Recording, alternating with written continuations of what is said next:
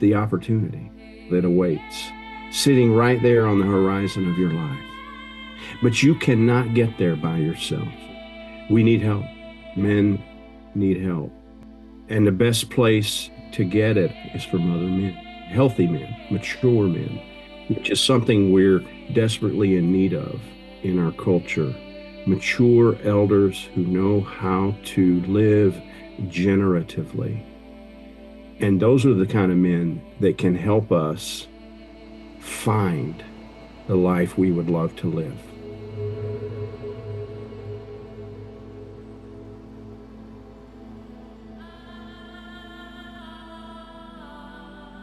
The retreat is Wildgod. Talk about what that means to you and what you hope to invite us to experience through that. When I fall into a posture where I meet what I call meeting God, this wild God, and this God is untamed, man, he's gonna do things that I am not expecting. And he's really not that impressed with my checklist. I read the Bible today. But what he is impressed with, it seems, is when my heart is expanding. And every time I meet with this force of love, that's what happens. And so you're forgiving, and even more than that, the virtues start to show up of compassion, and boom, free-hearted. In my heart, it starts to expand all on its own. I'm not in control of it. So that's the untamed part. When the wild God meets the wild man, suddenly you're loving what you thought you couldn't love before, and maybe you didn't even want to love, but too late. Your heart's expanding.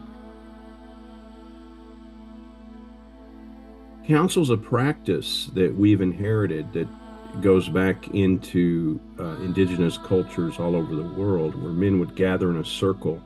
Sitting in a circle somehow was always imperative. And in that circle, there was seriousness. They knew they were entering into a sacred conversation. So everything belongs in that circle.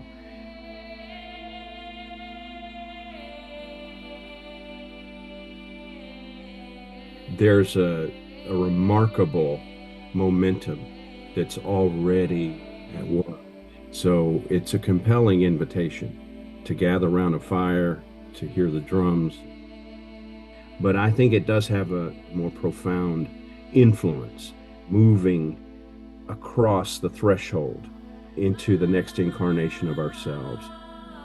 Once you experience it, it's a powerful invitation into another way to experience something deep.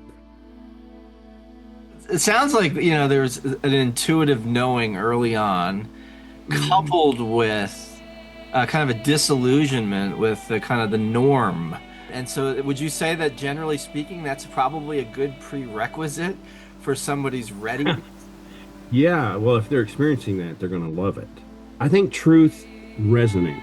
When you experience it, and there's really true meeting true, there is such a sounding there, and you've hit solid ground.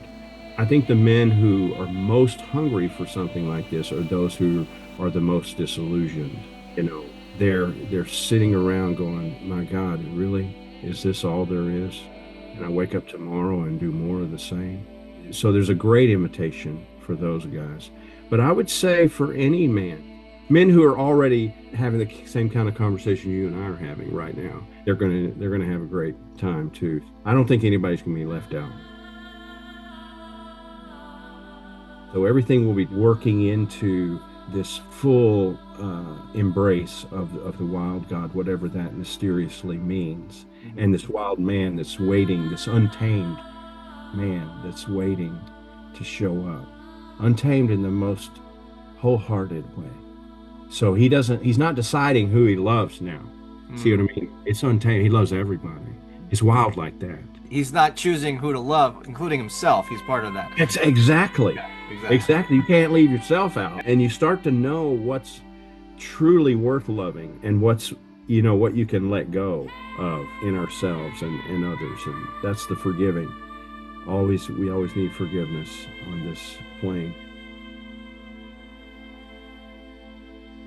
If this is your first invitation, come see what we do, and I really believe you won't be disappointed.